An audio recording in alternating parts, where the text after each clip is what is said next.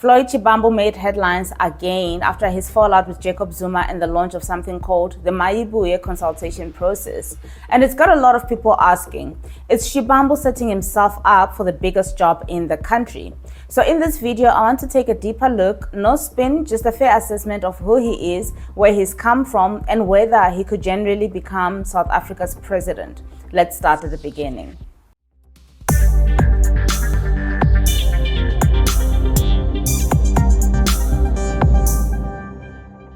Floyd Shivambu's political journey began in the ANC Youth League. He served as the spokesperson back when Julius Malema was still in charge. The two were close allies, pushing a radical agenda that focused on land reform, nationalization, and economic justice. When Malema was expelled from the ANC in 2012, Shivambu followed him out. Together, they co-founded the Economic Freedom Fighters. While Malema became the face of the movement, Shivambu worked more behind the scenes, handling policy, strategy, and messaging. You could say he was the quiet architect of the EFF's growth. He's not without credentials. Shivambu holds an honors and master's degree in political studies from Wits, both completed with distinction. That's impressive and rare in our political landscape. He's also been a member of parliament for over a decade, often contributing to debates on finances and economic matters. So on paper, you've got a guy who's educated, experienced, and consistent in his ideological positions. That's worth acknowledging.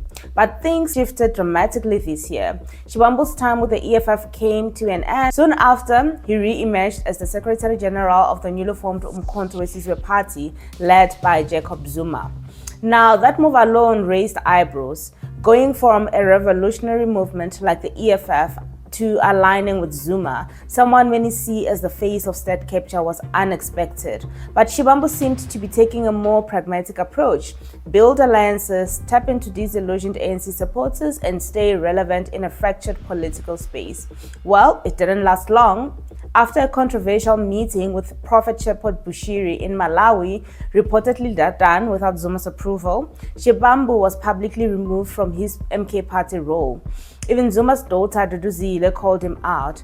It was very messy. And once again, Shivambu was without a political home. But instead of disappearing, he launched what he's calling the Mayibuye Consultation Process. It's being pitched as a national tour, bringing together community leaders, former EFF and MK members, and smaller political formations to discuss Africa's future.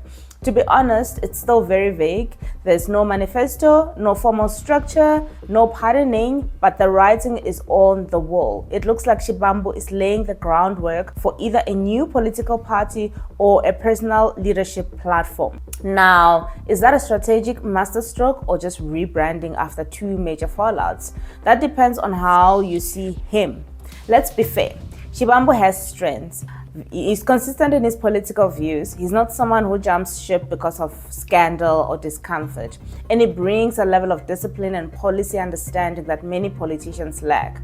He's also not overly dramatic or impulsive, which in a time of political chaos could be refreshing. But, and it's a big but, he faces serious challenges. First, he doesn't have a widespread public appeal. He's not a charismatic speaker. He doesn't connect with ordinary South Africans in the same way Malema or even Zuma does.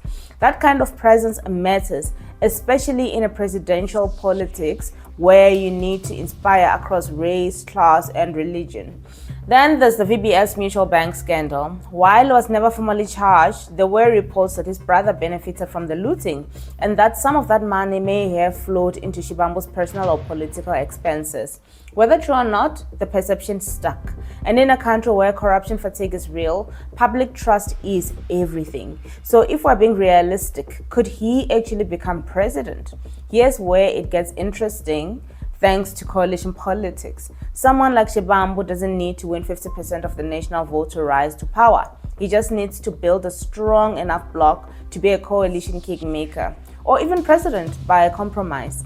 If Mayibuye becomes a real movement and taps into the frustrations of EFF loyalists, MK supporters, and smaller parties, he could gain that leverage. But being president isn't just about numbers or degrees. It's about vision.